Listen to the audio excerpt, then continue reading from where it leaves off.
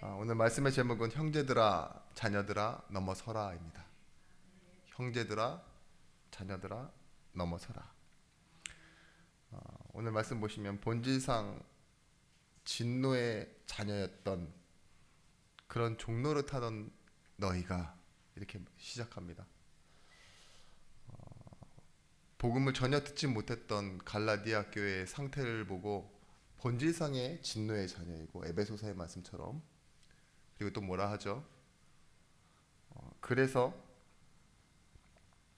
하나님이 아닌 자들에게 종노릇하고 있는 상태를 보고 갈라디아 교회가 이전에 있었다. 근데 이제는 복음을 받고 하나님의 자녀가 되지 않았냐? 라고 말하고 있는 겁니다. 우리가 이 갈라디아 4장까지 오면서지만 지난주 말씀과 같이 우리는 어떤 존재가 되었냐? 판단받는 자에서 유업을 이을 자로.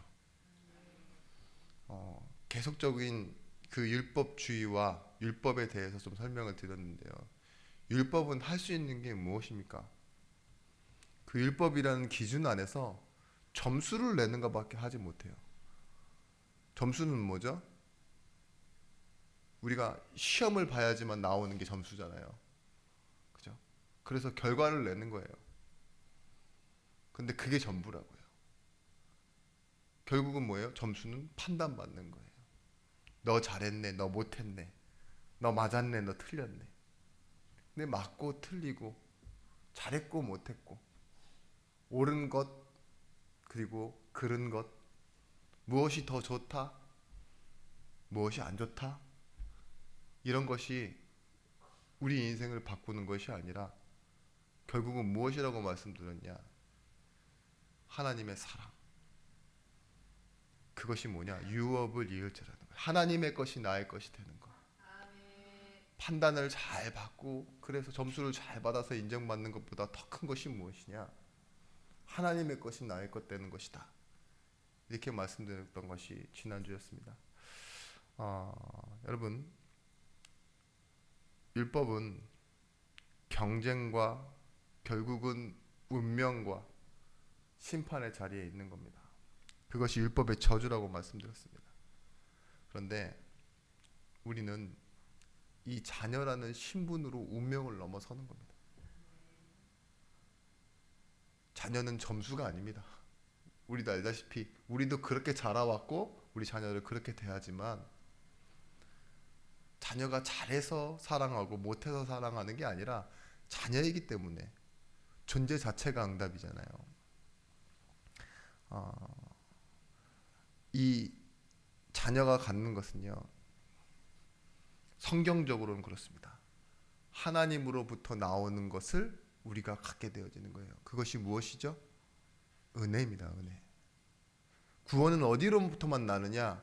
점수로 나고 율법으로 나는 것이 아니라 하나님으로부터 나오는 은혜로 말미암아 믿음으로, 은혜가 구원을 받게 하는 거죠. 율법주의에 대한 쉬운 설명, 내가 한 대로 한 만큼의 결과로 보상을 받겠습니다 하는 게 율법주의입니다. 그런데 왜 갈라디아 교인들이 이런 쏠림 현상이 일어났느냐? 복음을 알면서도 왜 다시 율법주의로 가는 현상들이 일어났느냐? 우리는 갈라디아 교인들만 뿐만이 아니라 생내적으로 태어날 때부터 자연주의 속에 태어났어요. 자연주의가 뭐죠? 계산을 하며 살아야 돼요. 해가 뜨고 지는데도 하루가 날이 같다라고 얘기하고, 그죠? 시간이 지나갔다 얘기하고. 그래서 뭐라고 그러죠? 어느 날은 좋고 어느 날은 나쁘고, 나에게 오늘은 그 좋은 날과 나쁜 날 중에 어떤 날이지 생각해 봐야 되고, 결국은 사람들이 다 이렇게 됐습니다. 종교 속에서, 삶 속에서. 권선징악. 좋은 일을 해야 좋은 일이 온다. 조건이 결과를 만들어낸다 이거죠. 예수 믿으면서도 징벌신앙, 샤머니즘, 토속신앙. 그래서 할 수 있는 게 뭐냐? 신앙생활 잘한다고 하는 게 굉장히 틀린 건데 잘한다고 착각하는 게 있어요. 그것이 뭐냐? 경쟁하고 비교하는 거예요. 저 사람은 저러니까 안 돼. 아, 저 사람은 저러니까 되네? 이런 착각들 있죠. 내가 땀 흘리고 수고한 것을 결과에 반영시키려고 하는 게 율법주의입니다. 이해하시나요? 네. 여러분, 힘 빼려고 하는 말이 아니라 신앙생활을 잘해서 응답받는다는 그런 원리는 원래 기독교에는 없는 겁니다. 성경에는 없는 겁니다. 하나님의 부르심이 시작이고 하나님의 은혜가 만들어내는 것입니다.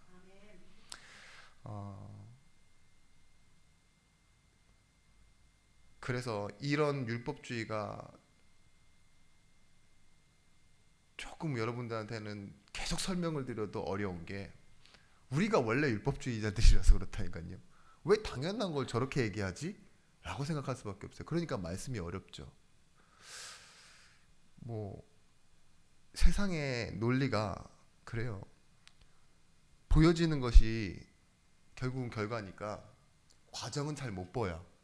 못 보여가 아니라 못 봐요. 그러니까 결과가 되게 중요하죠. 근데 우리 신앙생활도요. 하나님은 구원을 완성을 주시고 그 과정을 이루어 가시는 과정을 굉장히 중요하게 생각하시는데 우리는 계속 기도할 때도 그렇고 삶을 볼 때도 그렇고 사람에 대한 기대 또한 어떤 결과를 놓고 구하는 신앙생활이 돼 있어요. 기도도 우리가 뭘 달라고 구하잖아요. 계속 결과를. 그죠? 몸 좀 더 나아지길 원하고. 그런데 여러분 우리는 넘어가라는 말에 이 말이 포함되어 있는 겁니다. 하나님의 약속이 있기 때문에 이 약속으로 시대를 넘어가는 겁니다. 성령의 약속은 무엇이냐? 함께 하심입니다. 네가 뭘 했을 때 그런 결과가 오겠다가 아닌 내가 너와 함께 하겠다. 세상 끝날까지 너희와 항상 함께 있겠다. 그 약속입니다. 지금 시대는 뭐 여러 가지 시대가 있어요.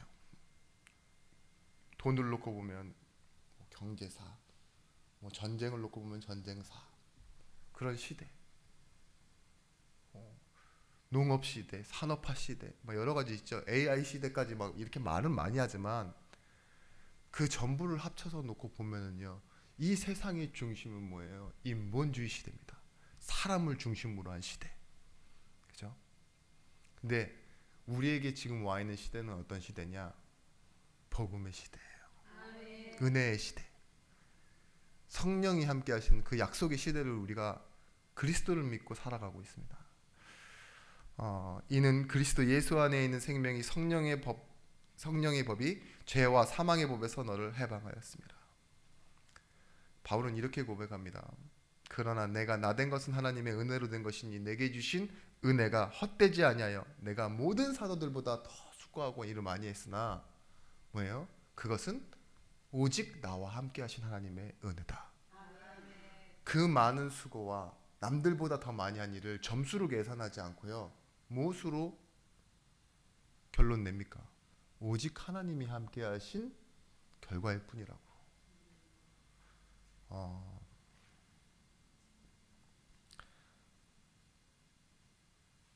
복음은 해방과 자유를 주는 것입니다. 묶인 것에서 풀어내는 거죠.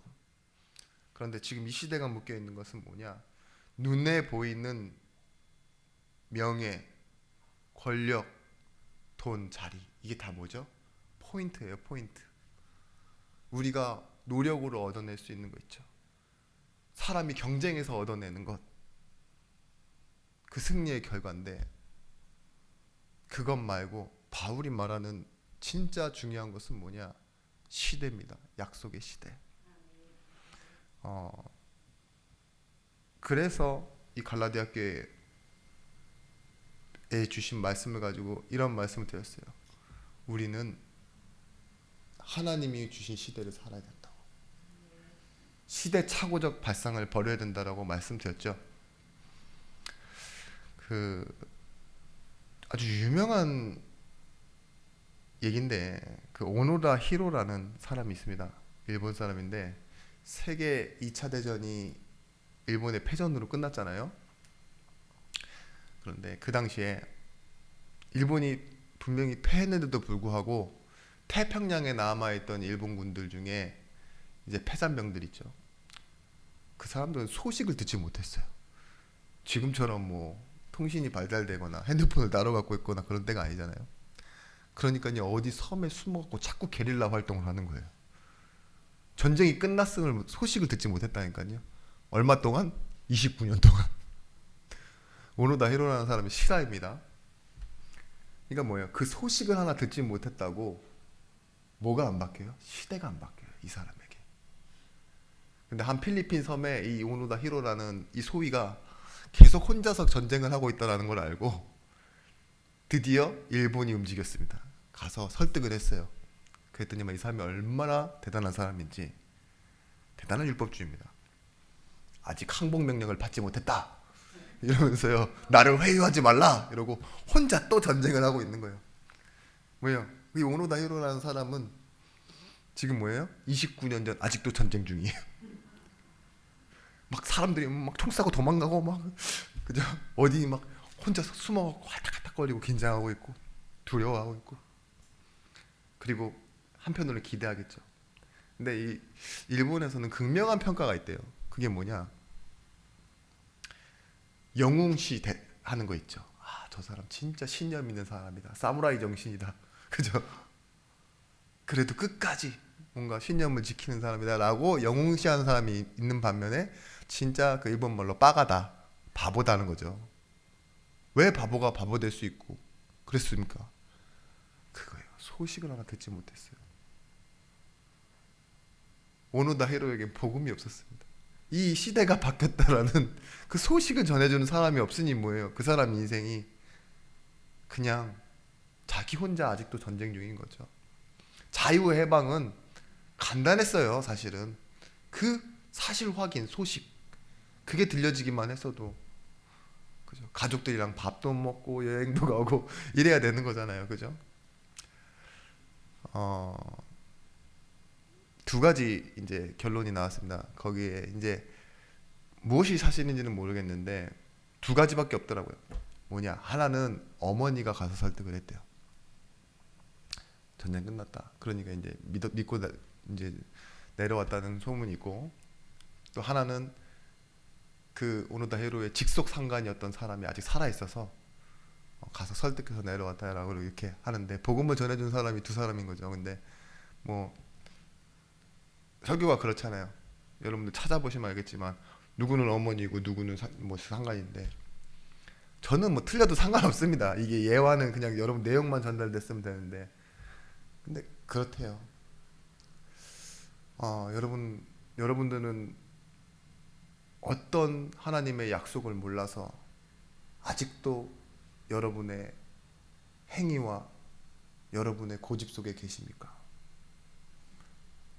아직도 내가 뭔가 해야 한다는 그런 틀린 신념에 붙잡혀 계십니까? 자유의 복음, 자녀의 복음을 들으시기 바랍니다. 아멘. 오늘 말씀처럼 내가 어떠한 특별한 사명,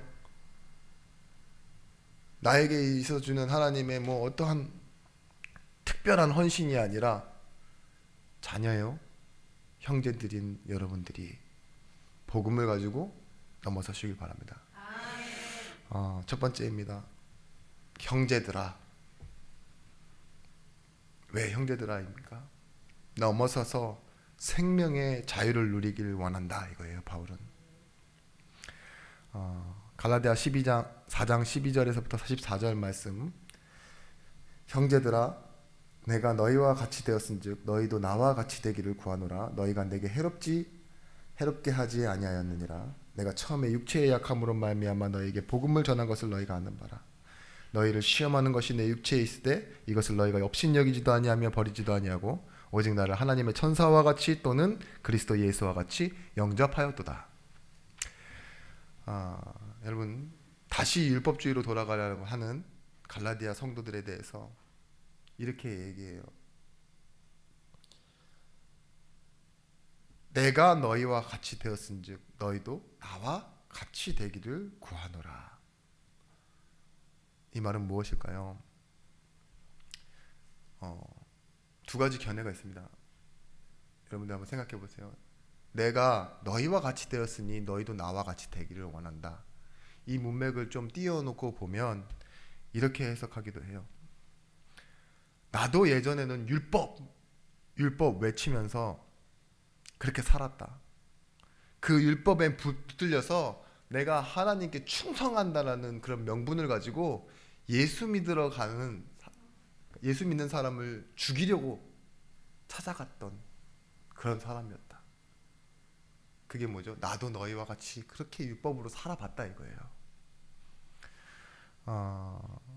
근데 거기서 만난 예수님은 내가 아는 율법주의를 넘어서 그 하나님의 사랑인 예수를 나에게 주시고 율법이 아닌 생명을 나에게 주셨다. 그러니까 너희도 나와 같이 되기를 원한다. 이 말도 맞습니다. 문맥이 내가 너희처럼 된 것 같이 너희도 나와 같이 되기를 원한다. 또 한편으로는 이래요. 지금 갈라디아 교인들이 어떻죠? 이방인들이잖아요. 사실은 갈라디아 교회 성도들은. 그래서 유대교를 믿는 유대인으로서 유대인교를 믿는 사람들은요, 예수 그리스도를 부정할 뿐더러 갈라디아 사람들 자체를 이방인으로 보고 있습니다. 근데 바울이 어떻게 됐죠? 지금 유대교 안에서 나와 이방인에게 복음을 전하잖아요. 그것도 이단이라고 말할 수 있는 예수 그리스도를 전하고 있으니까 내가 너희와 같이 되지 않았냐? 나도 이방인처럼 됐다. 근데 나는 무엇으로 살고 있느냐? 지금 이방인처럼 살지만 나그네로 하나님의 생명으로 살고 있지 않느냐? 그러니까 너희도 나와 같이 되기를 원한다. 저는 둘 다 맞는 의미라고 생각합니다. 문맥적으로 언론적으로 의미로 보면 첫 번째지만 이 오늘 성경 말씀 내용으로 보면 그런 거예요. 바울도 뭐예요?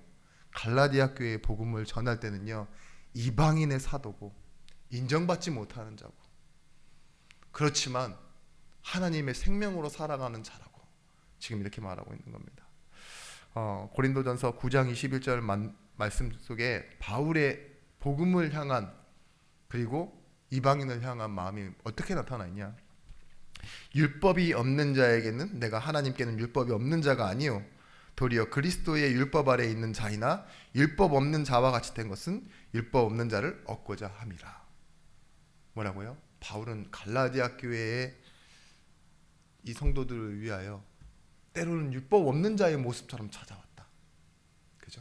근데 뭐예요? 그 율법이 없는 모습으로 찾아온 것은 진짜 율법이 없어서가 아니라 그 율법이 없는 자를 구하기 위해서, 만나기 위해서 그랬다고.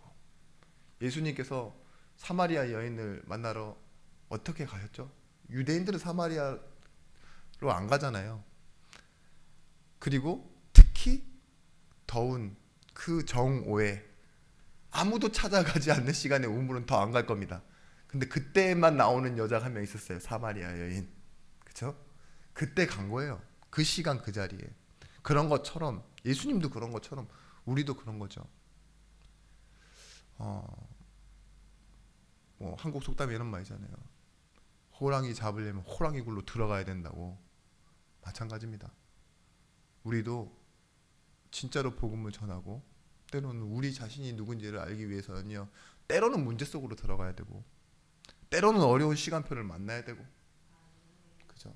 그래서 나를 확인하는 중요한 시간표를, 그리고 그 안에 있는 하나님의 계획을 찾는 그 응답을 우리가 받아야 되는 겁니다. 바울이 이렇게 얘기하면서 내가 너희와 같이 됐다 그러면서도 하는 덧붙이는 말이 있습니다. 그것이 뭐냐? 나에게 있는 이 약함, 질병을 너희가 알지만 무엇으로 받아줬다고요? 나를 천사와 같이 그리스도 예수와 같이 영접하였다고. 육체의 약함, 그 질병을 몸의 가시라고까지도 표현했는데 바울이 그런 걸 가지고도 갈라디아 교회에 복음을 전할 수 있었던 건 진짜 하나님의 역사입니다. 아멘. 여러분, 나는 몸이 약해서 안 돼요. 뿐만 아니라 지식이나 내 가정이나 경제나 우리 교회의 배경이나 약해서 안 된다라고 그렇게 때로는 핑계 삼으실 때 있죠. 그게 옳은 말입니다. 옳은 말. 조건으로 놓고 봤을 때 맞는 말이라고요. 근데 그게 율법주의예요. 그 맞는 말을 하기 때문에 우리가 안 된다라고 결론을 내버리잖아요. 그게 율법주의입니다. 여러분, 점검을 분명히 하는 것은 맞지만 결과는 하나님께 맡기는 게 신앙입니다. 나 몸 아프고 나 돈 없고 나 무식하고 교회는 힘들어요. 그래도 됩니다. 왜냐? 하나님이 하시기 때문에. 제가 이 갈라디아 4장 14절 말씀, 이 말씀이 몇 번 얘기해 드린 적 있어요. 제가 목회자가 될 때 붙잡았던 말씀이라고. 이렇게 세밀한 디테일한 배경을 잘 모르고 그냥 붙잡았던 말씀이에요. 너희를 시험하는 것이 내 육체에 있을 때 이것을 너희가 업신여기지도 아니하며 버리지도 아니하고 오직 나를 하나님의 천사와 같이 또는 그리스도 예수와 같이 영접하도다. 제 짧은 생각에는 그렇게 느껴졌어요. 그래, 내가 가진 능력과 조건으로 인정받는 것이 아니라 약함이 있어도 하나님이 세우시고 성도들이 하나님의 은혜를 봐주시면 나는 자격 없는 자이지만 자격 있는 자로, 또한 하나님이 원하시는 일을 할 수 있는 자로 서겠다라는 그런 이 개념과 이 의미로 받아들였어요. 그걸 어디서 받아들였냐? 선교지에서. 어떤 선교지였냐? 난민 캠프에 제가 갔는데 잠이 오질 않아요. 일단 춥고, 야, 어떻게 보내놔도 하는 그런 데를 보내시는지 침낭 안에서 달달달달 떠는데 잠을 자도 바깥에서 자야 돼요. 말 그대로 뭐 원두막 같은 데인데 원두막이 진짜 신기하게 천장만 가렸지 옆은 다 뚫렸잖아요. 그런 거 아시죠? 근데 거기서 덜덜덜 따는데 전기도 없지, 물도 없지, 화장실도 가기 싫지. 근데 돌아가면은 목사 안수 받아야 된다 그러지. 그러니까 나는 그게 너무 싫은 거예요. 첫 번째 두려움, 목사 안수 받으면 누가 나한테 장가 오겠나, 아니 시집 오겠나, 에? 부담스러워서 오겠나, 이런 생각 들기도 하고, 내가 진짜 하나님 은혜로 살았지만 이 자격 없는 놈이 그렇게 빨리 되면 될까? 이런 것들도 있었고, 내가 너무 진짜 욕심 부리고 빨리 온 건 아닌가, 막 이런 생각도 들기도 하고, 막 죄책감과 뭔가 두려움이 막 몰려오는 거 있죠. 그 추운 침낭 안에서. 참, 그리고 나서도 뭐 그 다음 날은 또 메시지를 해야 되지. 근데 뭐 제가 거기 갔을 때 또 짧게 있었던 건 아니잖아요. 하루 이틀 단기로 간 건 아니니까. 근데 거기서 계속 그 다음 날 낮에는 더운데 또 말씀 녹여야지, 밤에는 추워서 달달 떨지. 야, 이거 완전 광야더라고요. 그때 지나가다가 언뜻 진짜 제비뽑기처럼 이게 보이는 거예요. 그래, 하나님이 하라는데 하자. 문득 율법적인 생각에 더 못난 놈도 됐더라, 막 이런 생각 들기도 하고, 그래, 더 훌륭한 사람을 세우시긴 하지만 배우자, 뭐 이런 생각도 하고 했지만, 네, 그런 의미는 아니더라고요. 육체의 질병, 바울이 가졌던 어떻게 보면 한계입니다. 한계. 정설은 아니지만 바울의 질병을 좀 성경에서 나타나는데 학자들은 그렇게 얘기해요. 첫 번째 질병, 바울은 외모적으로 굉장히 취약한 사람이었습니다. 일단 굉장히 못생겼었대요. 배운 것이 많지만 그 배운 거 잘 알고 있는 지성인인 만큼 외모가 굉장히 평균 이하였던 것 같아요. 많이 놀렸대요. 그죠? 일단 남성의 이 질환 중에 하나, 탈모, 이게 있었대요. 그러니까 반짝반짝거렸다는 거죠. 그리고 말을 잘 못했대요. 똑똑한데 말 못하면 참 좀 애매하죠. 못생긴 데다가. 근데 바울이 말하는 이 질병 중에 가시라고 말했던 이 부분을 어떤 분들은 간질이라고 얘기합니다. 사람이 이렇게 가만히 있다가도 뇌에 있는 문제나 이런 것 때문에 쓰러지는 거잖아요. 근데 거의 정설처럼 받아지고 있는 건 간절히 있었는지 없었는지 모르겠지만 안질이라고 합니다. 안질. 눈. 여러분 주변에 시각장애인 본 적 있으신가요? 안질 있으신 분? 바울이 점점 시력을 잃어가고 있는 거예요. 저는 제가 이렇게 속해서 사냥하던, 그러니까 사역하던 팀 중에 찬양팀 안에 항상 악보를 담당해주는 집사님 한 분이 계시는데 시력을 제가 점점 잃어가는 걸 봤거든요. 마음이 진짜 안타까운 거 있죠. 그러니까 이 약시가 이렇게 사람을 볼 때 형체만 보여요. 이렇게 저거 사람이구나, 저거 어느 정도구나. 그래도 시력을 완전히 잃은 건 아니라서 움직이고 돌아다니는 데는 별로 문제가 없거든요. 약시. 근데 시력을 완전히 잃어버린다는 거, 후천적으로 그건 절망입니다. 절망. 근데 이건 개인이 느끼는 질병이고, 그 당시의 시대의 방향은 뭐였냐, 예수 믿는 사람들이 시각장애인, 특히 맹인들을 볼 때 어떤 율법적 사고를 가지고 있었냐, 하나님의 저주를 받은 자라고 생각하고 있었어요. 그러니까 예수님께서 와서 이렇게 질문하는 사람들 질문 내용 보였죠. 저 사람이 맹인이 된 것은 아버지의 죄입니까? 아니면 자기의 죄입니까? 이 죄의 결과 저주받은 상태, 그게 맹인이라고 생각했고, 맹인은 어떻게 해요? 출교시켜요. 장애가 있는 것도 억울한데, 그죠? 아예 구원 못 받았다라고까지 말한다니까요. 근데 바울이 시력을 잃어가고 있다는 건 뭐죠? 재앙을 받고 있는 상태라고 여기는 거예요. 근데 이 시대적인 분위기가 유대교만 그런 게 아니라 이방신을 섬기는 사람들까지도 맹인은 뭐예요? 저주받은 자라고 생각했어요. 근데 갈라디아 교회는 어땠다고요?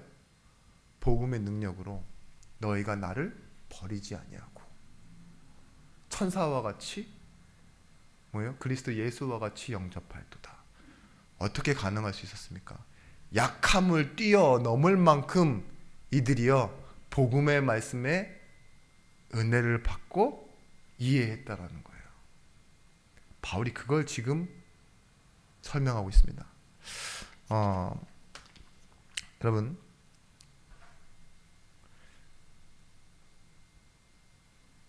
코로나 초기가 아니라 한 중기로 넘어갈 때쯤이죠. 여러분 어땠어요?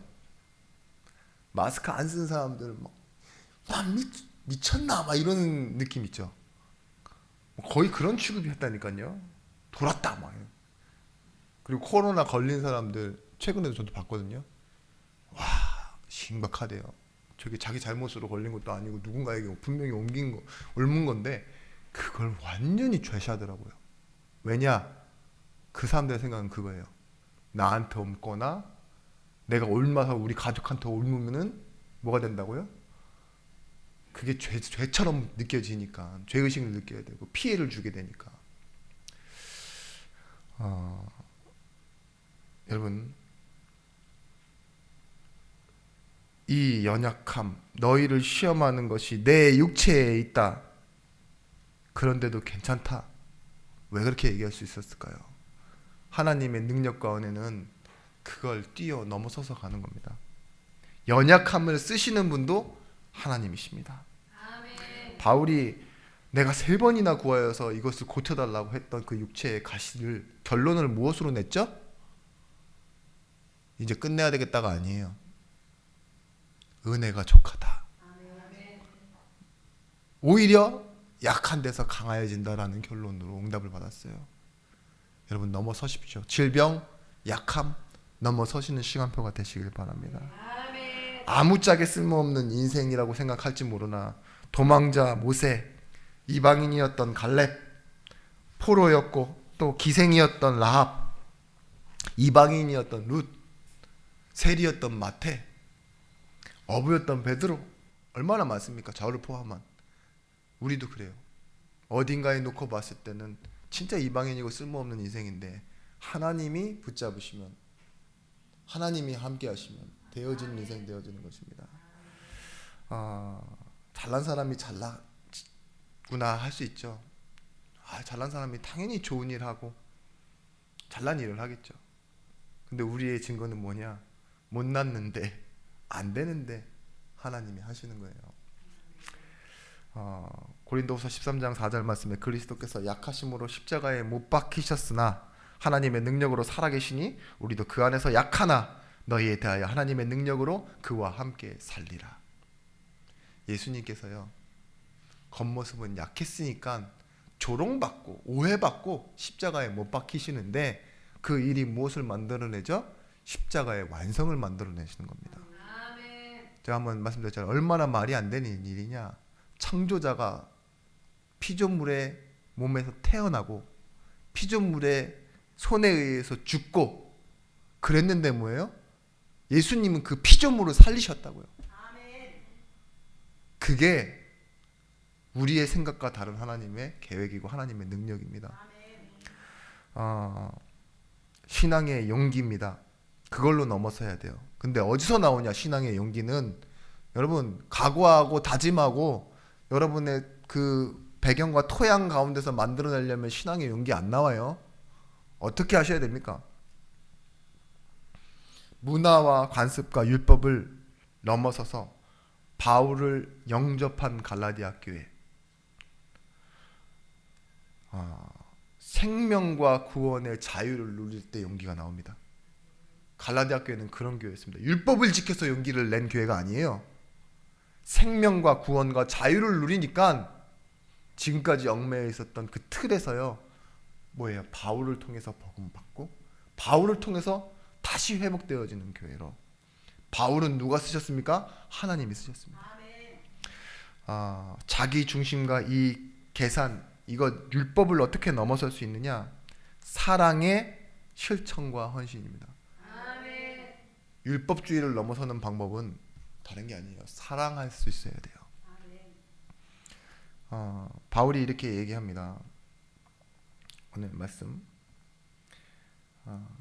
너희 복이 어디 있느냐? 15절 말씀, 내가 너희에게 증언하노니 너희가 할 수만 있었더라면 너희의 눈이라도 빼어 나에게 주었으리라. 그쵸? 또 앉을 얘기가 나올 수밖에 없는 게, 바울이요, 왜 하필이면 많은 신체 부위 중에 눈이라고 얘기했을까요? 자기가 눈이 멀어서 가니까. 그쵸? 그리고 디모데 이 전서 후서에 보면요, 그런 말이 나와요. 내가 직접 말하고 있다고. 대피라고 있는데 내가 직접 말하고, 이걸 내가 쓴 게 아니지만 내가 말하고 있다. 그때는 거의 시력을 다 잃었다고 보는 거죠.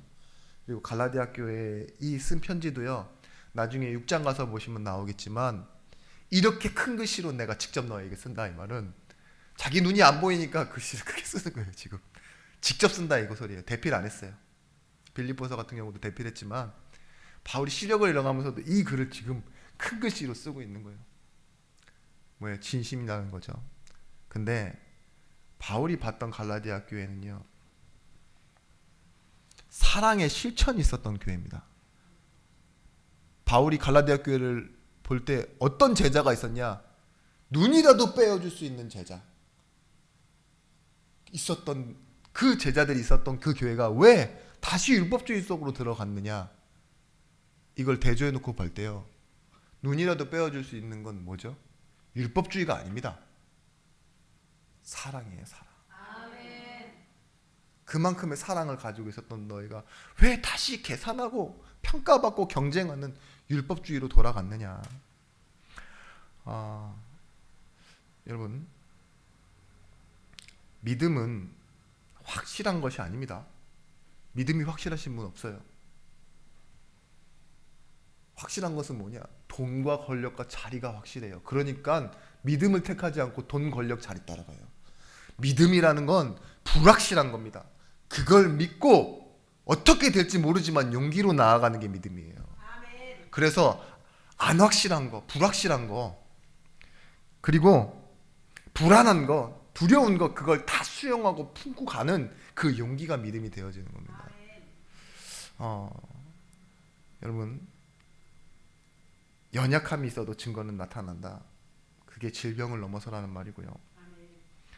복음이 주는 자유와 완성을 향해 갈 때 우리는 뭐예요? 복음이 주는 자유.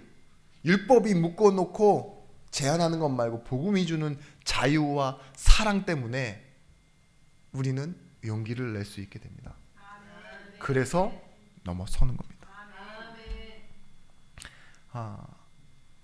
믿음을 뭐라고 설명드렸었냐?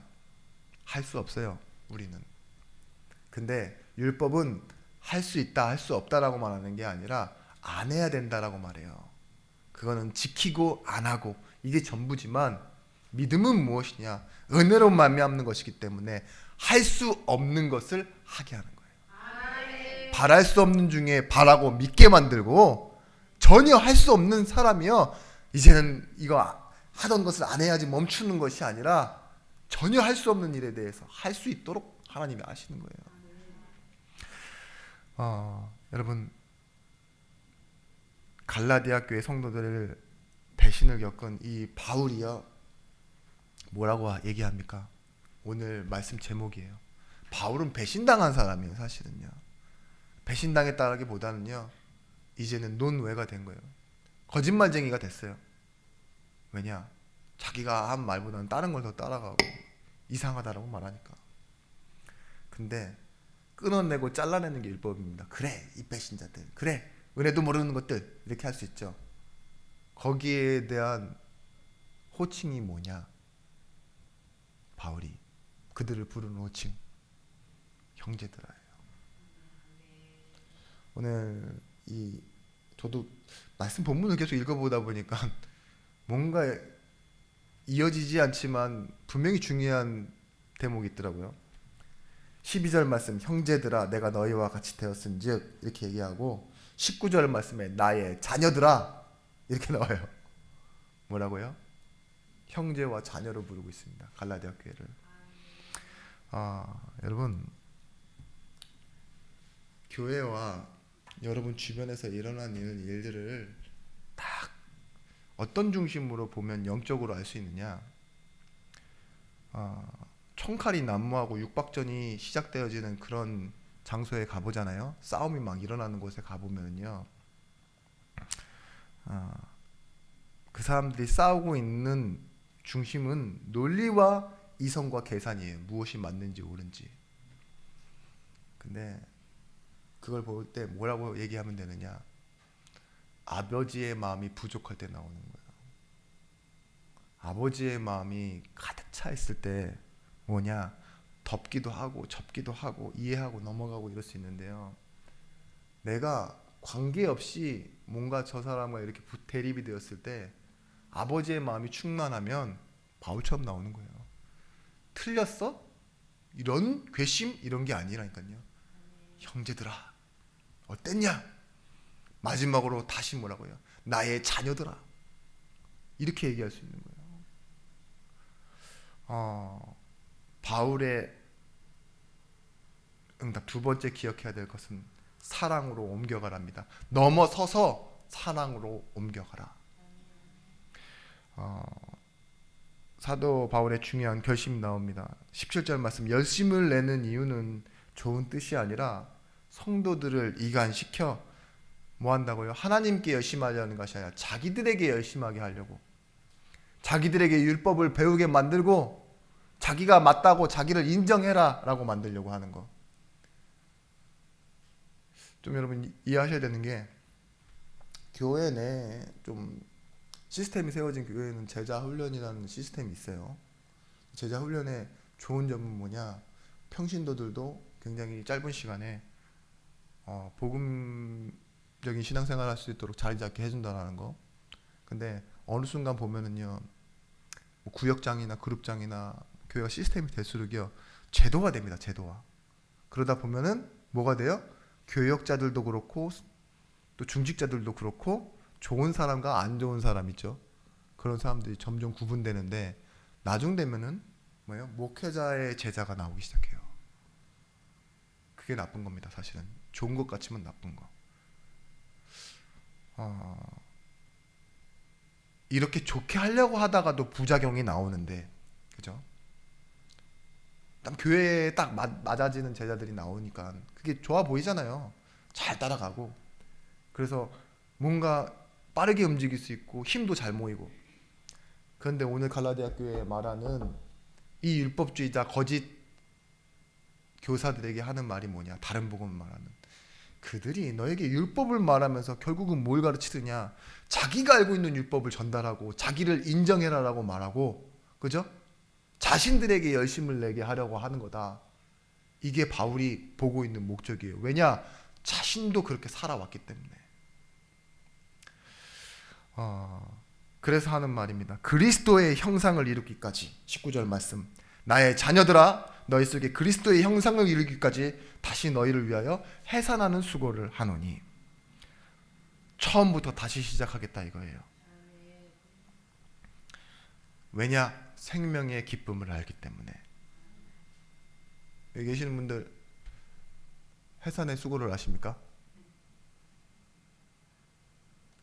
되게 의외로 쉽게 나으셨다는 분도 있으셔서 저는 좀 해산의 수고를 잘 모르는 사람으로서 그런데요. 어떤 목사님은 이렇게 첫째 아이를 낳을 때 진통실 분만실로 들어가잖아요. 근데 딱 진통실 분만실로 갔는데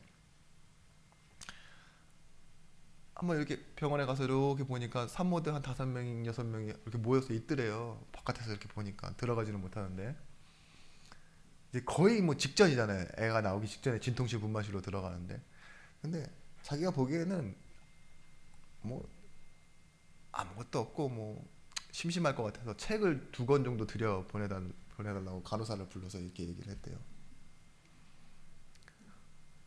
진통실 분만실이 어떤지 모르고 자기가 볼 때 심심할까봐 책 2권이나 이렇게 보내. 간호사가 좀 눈빛이 참 이상하긴 했는데, 그 이제 아이를 낳고 나와서 책을 2권 받았던 그 아내 사모님이 하는 말. 당신 같은 사람 진짜 세상에서 본 적이 없다고. 해산이 무슨 뭐 그냥 단순히 뭐 화장실 가서 이렇게 일 처리하고 오는 게 아니잖아요. 얼마나 고통스럽고 말도 못할 그건데 거기다가 책을 들여보내고 심심할까봐. 심심해? 그쵸, 그런 착각을 합니다, 모르면. 근데 해산을 하고도 죽을 것 같은데도 또 아이를 낳는 이유는 뭘까요? 생명의 기쁨을 알기 때문에. 그게 더 크기 때문에 아닐까요? 바울이 말하고 있는 겁니다. 생명의 기쁨을 아는 자 포기하지 않습니다. 그게 넘어서는 겁니다. 해산의 고통도. 언성을 높이리라 이렇게 얘기하죠. 그 말은 큰 소리로 너희를 말하겠다 이게 아니에요. 이제 마음속에 담아두고 그냥 대충 하든지 말든지 넘어가는 게 아니라, 방관하는 게 아니라 알고 있는 이상 직접 말하고, 말한 것은 뭡니까? 책임을 지겠다라는 겁니다. 그리고 함께 하겠다는 소리예요. 마음은 있었어. 뭐 말을 통해서 그래 순간순간 바꾸고 변명 많이 하는 사람들은 잘 몰라요. 근데 말한다라는 건 그 사람이 중요한 사람일수록 말이 가지는 힘은 큽니다. 그죠? 지켜야 될 약속이 됩니다. 우리 권사님 그냥 생각나서 하는 말이에요. 내가 밥 살게요 이렇게 얘기했는데 그게 언젠가 한 10년 안에 먹겠지 이게 아니라 날짜를 말하잖아요. 그럼 어떻게 돼요? 하는 거잖아요. 그런 것처럼 뭐죠? 우리는 복음을 말할 때요, 언젠간이 아니에요. 오늘 우리와 함께 하시는 하나님을 두고 약속을 믿고 말하게 되어지는 겁니다. 여러분 다시 생각해야 됩니다. 내가 누구인가, 우리가 누구인가, 하나님은 어떤 일을 하시는가를 두고 기도를 시작하십시오. 내가 누구인가, 우리가 누구인가, 하나님은 어떤 일을 하시는가. 그러면 결과를 만들어내는 기도를 하는 것이 아니라 우리를 확인하는 응답이 시작될 것입니다. 세 번째는 나를 넘어서서 참 목적을 향해 가라는 겁니다. 여러분 우리는 권리를 다 누리는 사람이 아니라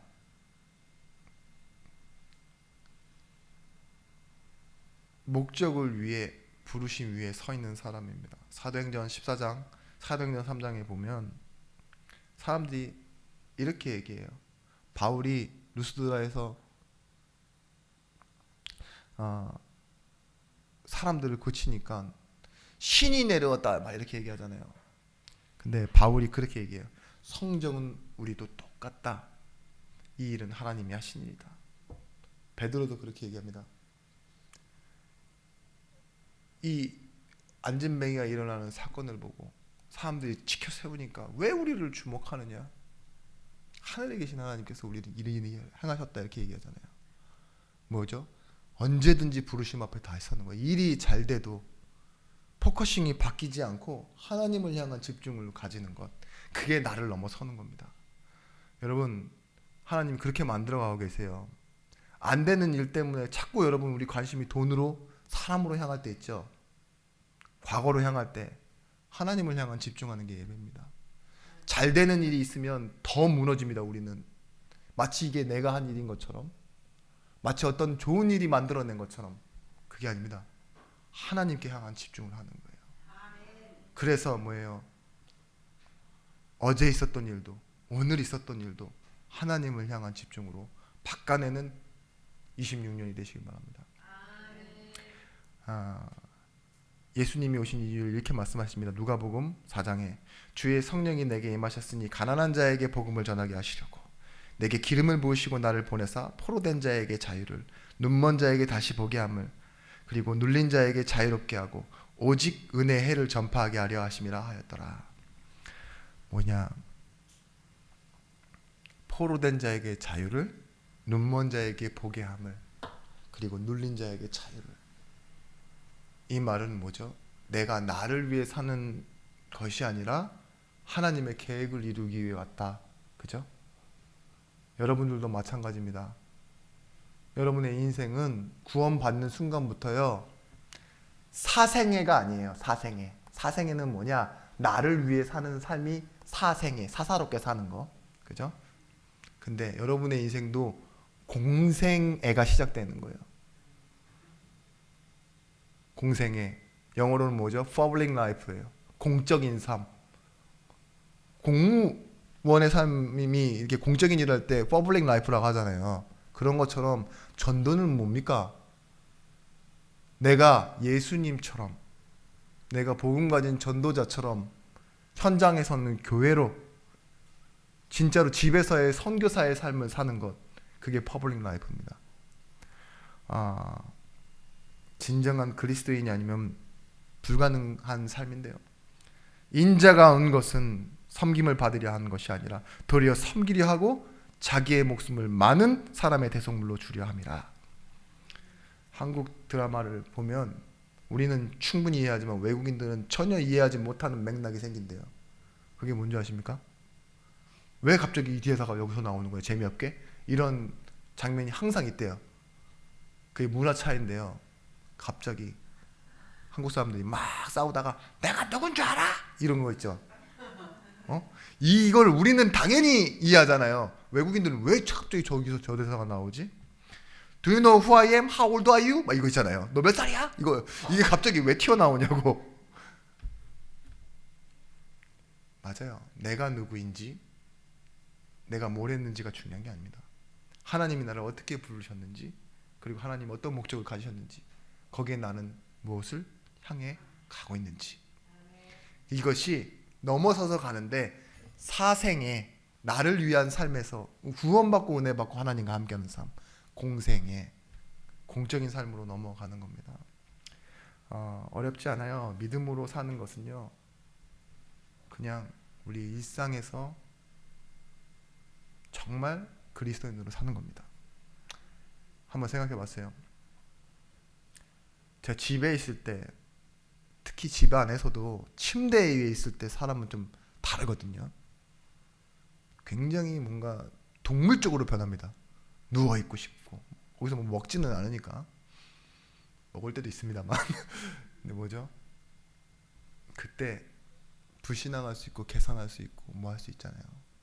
그 사적이고 아주 굉장히 나만, 아무도 없는 자리일지 몰라도 그때 제가 무슨 생각을 하느냐, 사람 미워하지 말아야지, 이런 생각 해본 적 있어요?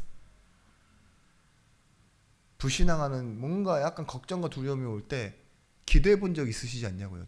잠자리에서. 그게 공생입니다. 우리에게는.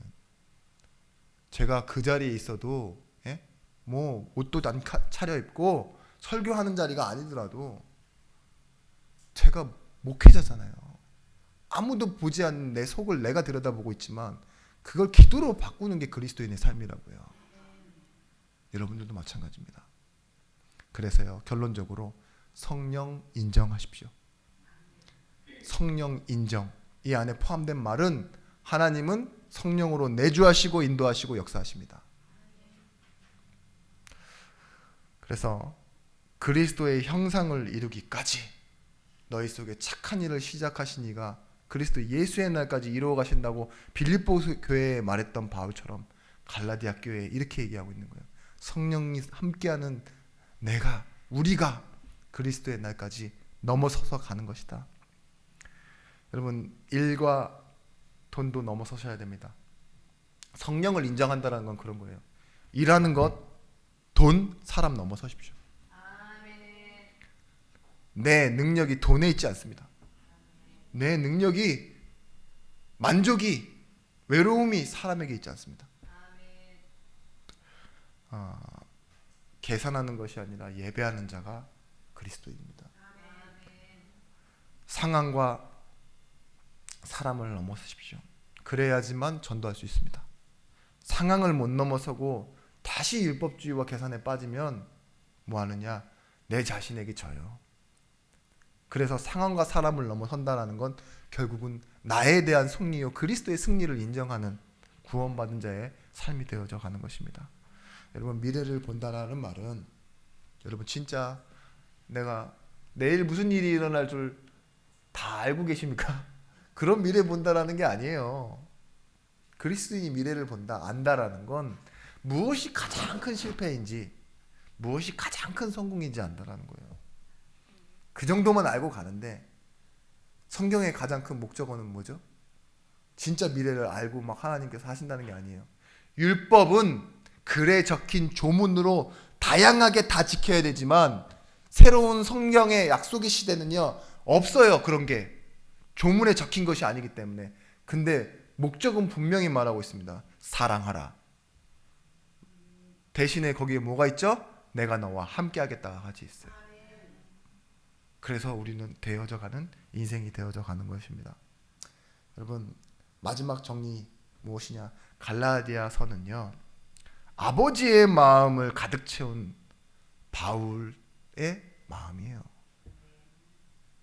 이 일을 옳으냐 틀리냐 제대로 해라가 아니라 아버지의 마음, 사랑을 가득 채웠기 때문에 오늘 호칭처럼 자녀들아, 형제들아, 넘어서라. 잘못된 것, 틀린 것, 거기에 집중하고 있는 것을 끝내는 것이 무엇이죠? 오늘의 우리의 기도가 될 것입니다. 한 주간 하나님이 원하시는 것을 찾는 응답의 시간표를 누리는 증인들이 되시길 예수 그리스도 이름으로 축원합니다.